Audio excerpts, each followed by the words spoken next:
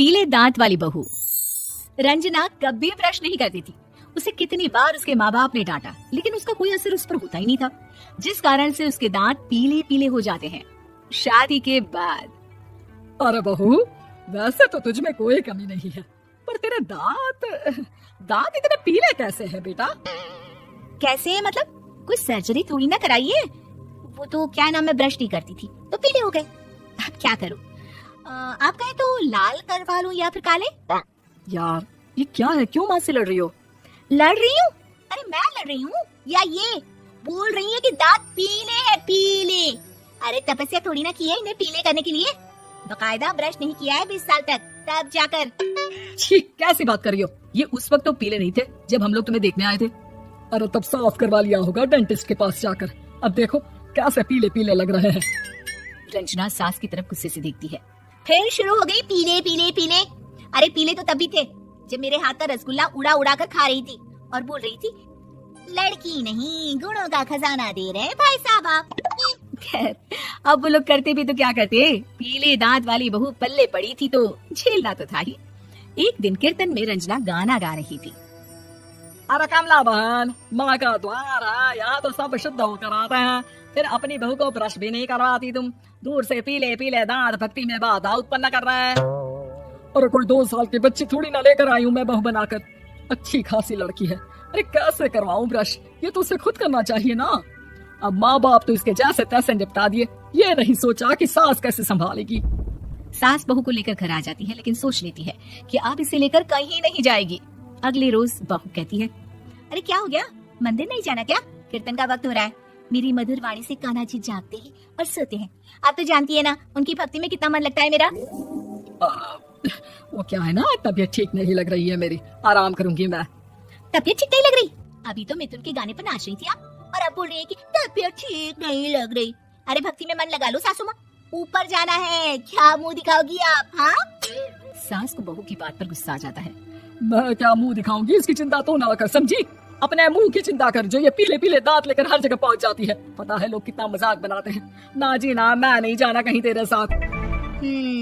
तो ये बात है, कोई ना, मत जाओ, मैं अपने कमरे में ही बैठकर भक्ति कर लूंगी। ऊपर वाला दांत थोड़ी ना देखता है, मन देखता है, भावना देखता है। और अरे बस बस, तू सब कुछ दिखा, बस ये सफेद चमकदार दांत ना दिखाना किसी को, है? जा यहाँ से। बहू को सास की बात का कोई फर्क नहीं पड़ता, वो तो जैसी थी वैसी ही रह जाती है। सुबह नहाकर किचन में खाना बनाना, फिर खाना खाना, कीर्तन भजन करना और सो जाना। एक दिन, माँ जी मैं सहेली के घर जा रही हूँ, शाम को लेट आऊंगी। हाँ हाँ तो जाना, मैंने कौन सा तेरी आरती करनी है घर पर बैठकर। रंजना सहेली के घर जाती है, जहाँ वो पार्टी में जाने की तैयारी कर रही होती है। अरे शिखा, कहाँ जाने की तैयारी कर रही है? मैं गलत वक्त पर आ गई क्या? अरे नहीं यार, उल्टा सही वक्त पर आ गया। मैंने ये साड़ी और ज्वेलरी निकाली है यार, शाम को इनके ऑफिस की एक पार्टी में जाना है। बताना कैसा लग रहा है ये सब? नहीं यार, इस ड्रेस के साथ तो वो वाली ज्वेलरी अच्छी लगेगी। हाँ हाँ सही बोल रही है, मैंने ध्यान ही नहीं दिया। वैसे तो हमेशा से मस्त फैशन सेंस रखती है। तो बड़ा जाती होगी ना पति के साथ पार्टी में। रंजना कुछ नहीं बोलती, बस सोचती है कि यार काश ये बात सही हो जाती, पर मैं क्यों नहीं जाती पार्टी में? क्या इन लोगों की कोई पार्टी होती नहीं होगी? रंजना घर आती है और रात में पति से सवाल करती है, एक बात बताइए, आप मुझे किसी पार्टी में क्यों नहीं ले जाते? क्या आपके यहाँ ऑफिस में पार्टी नहीं होती?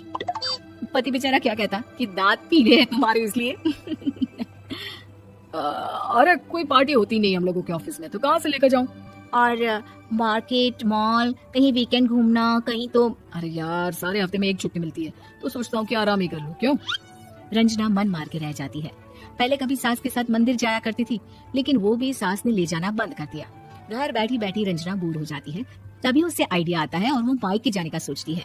सासू माँ, 2 दिनों के लिए मम्मी के घर जा रही हूँ। अच्छा ठीक है, आराम से जा।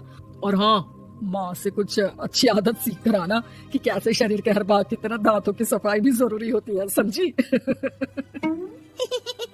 शुरू हो गई ना आप। वो लोग आपकी तरह नहीं है कि छोटी छोटी बात का बतंगड़ बना दे। उन लोगों के लिए मैं मायने रखती हूँ, ना कि मेरे पीले पीले दांत। रंजना माँ को बिना बताए उन लोगों को सरप्राइज देती है, लेकिन जैसे ही वो दरवाजे पर पहुँचती है, अंदर देखती है कि घर वाले कहीं जा रहे होते हैं। अब माँ, काश रंजना दीदी के दांतों वाली प्रॉब्लम नहीं होती, तो वो भी हम लोगों के साथ चलती ना बुआ जी की बेटी की शादी में। हाँ बेटा, लेकिन अब उसे कौन समझाए कि उसको उसके पीले दांत नहीं दिखते। लेकिन उसके आसपास के लोगों को कितना एम्बैरेसिंग फील कराते हैं। मुझे तो कितनी बार उसके स्कूल की टीचर ने शिकायत की कि उसके साथ कोई लड़की बैठना भी नहीं चाहती, और ना ही कॉलेज में कोई उससे बात करना चाहता था। लेकिन पता नहीं क्यों उसे ये बात समझ में ही नहीं आती। कोई कमी नहीं है उस लड़की में, बस यही कि दांत पीले है। वो तो भला हो जीजाजी और उनकी माँ का, जो दीदी को जैसी है वैसे ही रखा हुआ है। रंजना को अपने घर वालों की बात सुनकर बहुत दुख होता है। वो सोचती है कि वो क्या करे, लेकिन फिर वो सीधा डेंटिस्ट के पास जाती है, अपने दांत चमकाती है और कसम खाती है कि वो रोज ब्रश करेगी। अरे क्या हो गया, तुम तो 2 दिनों के लिए गई थी ना। पर कोई ना, अच्छा है, चलो आ गई तुम। रंजना सास के सामने आकर खड़ी हो जाती है और पूरी स्माइल करती है, उसके चमकदार दांतों को दिखाती हुई। चले मंदिर। माँ मुझे माफ कर दीजिए, मैंने आप लोगों को बहुत एम्बैरेसिंग फील करवाया। मैं आज से रोज ब्रश करूंगी।